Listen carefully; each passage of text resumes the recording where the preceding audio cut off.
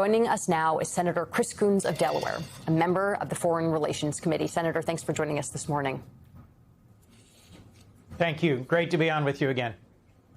I want to ask you about our relationship with England. We just had on a member of the UK Parliament and reminded us how much that special relationship has been compromised as the U.S. has gone to war with Israel and our European allies have declined to join in on that. Can you talk a little bit about how those relationships have been compromised and whether you feel that they have been irrevocably compromised?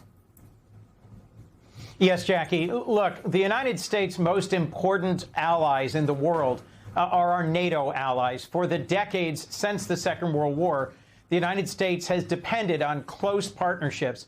Now, for many years, presidents of both parties had complained that our European NATO allies were not bearing enough of the cost of their defense. And President Trump partly ran on they were not bearing enough of the cost of the war in Ukraine, defending Ukraine against Russian aggression. So last year, our NATO allies genuinely stepped up, and they are now spending tens of billions of dollars more, both on the defense of Ukraine and on their own military security and defense. And what did Trump do after that? Threatened to take Greenland from Denmark, one of our most trustworthy and reliable NATO allies. I led a bipartisan group of senators and House members to go to Denmark during the week that Trump was threatening to either use military force or big tariffs on all of our core NATO allies. And I'll tell you, they felt betrayed. And later at the Munich Security Conference, where all of the national security and political leadership of Europe gathers, after Trump's just heartbreaking, really unserious and disrespectful speech, where he said, we never asked NATO for anything and NATO never did anything for us. After 52 Danes died fighting alongside our troops in Afghanistan and Iraq, the sense of betrayal was widespread and profound. So launching this new war in Iran with really only our ally Israel, not building a coalition of European allies, not consulting with NATO, and essentially dragging them into another war in the Middle East because there have now been attacks on Cyprus and on Turkey, a NATO ally, an attack on a UK base in Cyprus, and an attack three times now on Turkey. Our NATO allies are feeling strained to the limit to support this military effort. Frankly, Jackie, the costs are already too high. We've lost 13 American service members. The Pentagon is spending over $1 billion a day. And I'll tell you, in private classified briefings, they don't have clearer or better answers on exactly what is the goal, how long this will take, what it will cost, and how it's making Americans safer. Senator, I want to play from Pete Hegseth's press briefing, I guess, from Friday and get your reaction of what he said on the other side.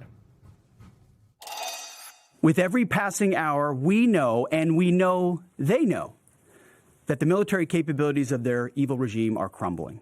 They can barely communicate, let alone coordinate. They're confused, and we know it. Our response? We will keep pressing. We will keep pushing, keep advancing. No quarter, no mercy for our enemies.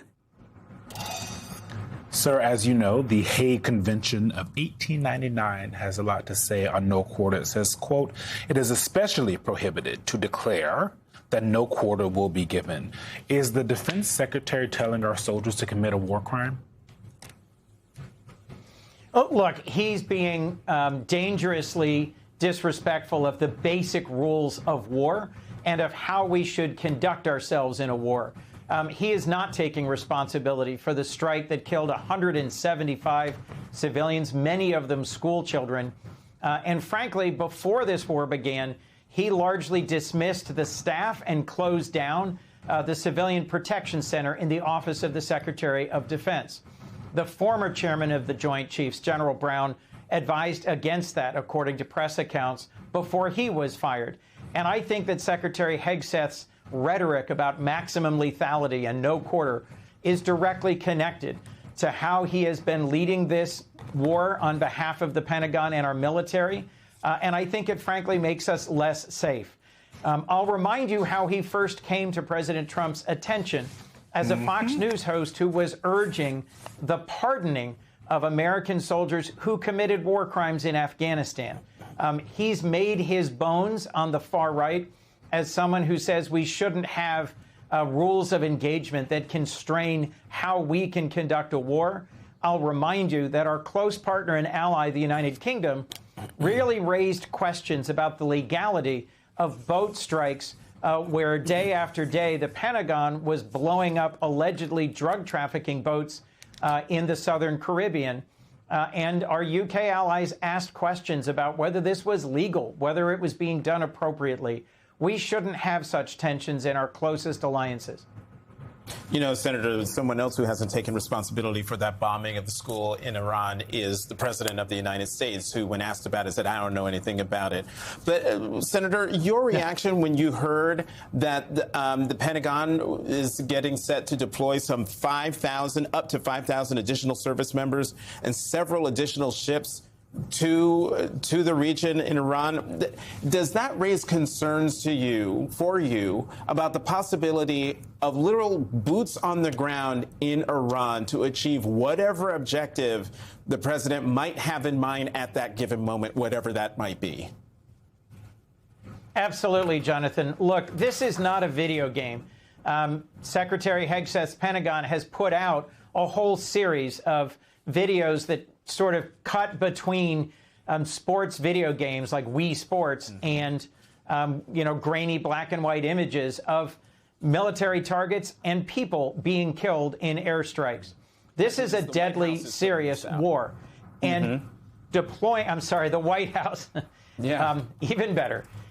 Deploying 5,000 Marines, deploying additional resources that really are there just to put boots on the ground, and signaling that Karg Island might be one of those targets, or that securing the enriched uranium that may or may not still be at Isfahan might be another target, raises real concerns for me. They did not come to Congress or the American people and make the case for a war of choice that could go on for months and where the introduction of American troops would be dangerous and does not have a clearly defined goal.